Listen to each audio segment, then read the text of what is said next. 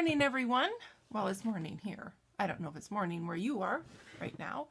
I have been diagnosed with a new medical problem. I tell you, since I turned 50, these things just keep compounding and getting worse. So on Thursday, my husband had a procedure called a lithotripsy. And he goes under general anesthesia and he gets his kidney stones blasted by sound waves. And this is his third or fourth one. He has horseshoe kidneys. He produces a lot of kidney stones.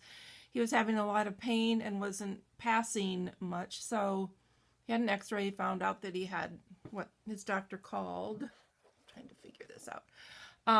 He said he had a heavy load of kidney stones. So he had that done. So I took Friday off because I wasn't sure how he was going to feel.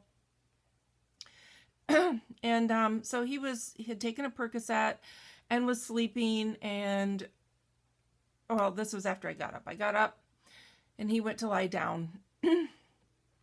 And so I was checking my emails on my iPad, and against the white screen in my left eye, I've had floaters in my eyes for years, and the eye doctor in Vegas told me that if I had increased floaters, if I experienced bright light, flashing lights, peripheral vision darkening, to get seen right away, because that could mean a retinal tear or retinal detachment. So kind of freaked me out, because when I was looking at my mail on my iPad against the white screen, I had a brand new floater in my left eye, and it was big.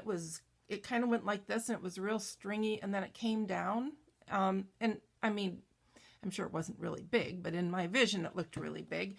And so then I was checking my peripheral vision, which was fine as far as I could tell. But then I noticed that when I moved my eyes, that I'd have like a flashing kind of arc of light over here in my left eye. So that freaked me out. So I called Dr. Catherine Johnson here in Fairbanks, and I called her office, and they said, well, come right on in. So went in and was there for about 2.5 hours, did this extensive testing that was quite uncomfortable because my eyes are super sensitive to light anyway. And I had my eyes fully dilated, and she was doing all this testing with this brighter than sun light in both eyes. And then to check my retina, what she had to do was take this special, she called it a stick, and numb my eyes again.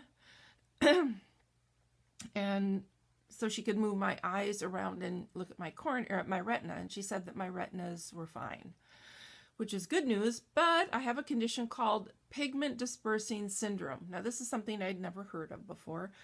And apparently what happens is, due to the concavity of the eyeball, I haven't researched it a ton, and I need to research it more. But what happens is the iris, the colored part of the eye, at the back of the iris, it rubs, and so some of the pigmentation becomes loose and falls into the fluid in the eye, and it blocks the ductwork, the kind of drains that allows the fluid to recycle, and so you get elevated pressures.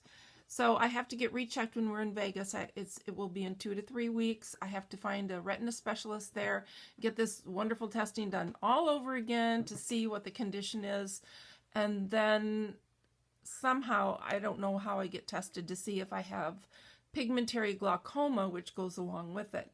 But regardless, I will at least need to be on drops probably for the rest of my life, because glaucoma, no matter what form, will eventually lead to blindness. And these drops are supposed to help reduce the pressure. And I may need a laser surgery procedure. So, yay for being old. I tell you, since I turned 50, I was diagnosed with my UPJ obstruction, hypothyroidism, I have hearing aids, bifocals, progressive no-line glasses, I guess, Now this, what else? I know that I've had other things, but I tell you, this getting older sucks. So, anyway, I just wanted to let you know, and if any of you out there have a lot of floaters in your eyes and experience suddenly, bright flashing light and darkening in the peripheral vision, get to an eye expert immediately. So that's my PSA for today. And I'll just update you guys and let you know, what I find out and what my final diagnosis is. But I don't know. What are you going to do? But thankfully, I have a wonderful, supportive husband, and he stayed with me through the whole thing. And so that was a wasted day because my eyes stay dilated for at least 8 hours, and you can't do much when your eyes are super dilated. So, all right. Well, thanks so much for watching. And if you guys, any of you have that condition or know of anyone who does, and if you have any information to share, please do it below. Thanks a lot, you guys. I'll talk to you soon. Bye.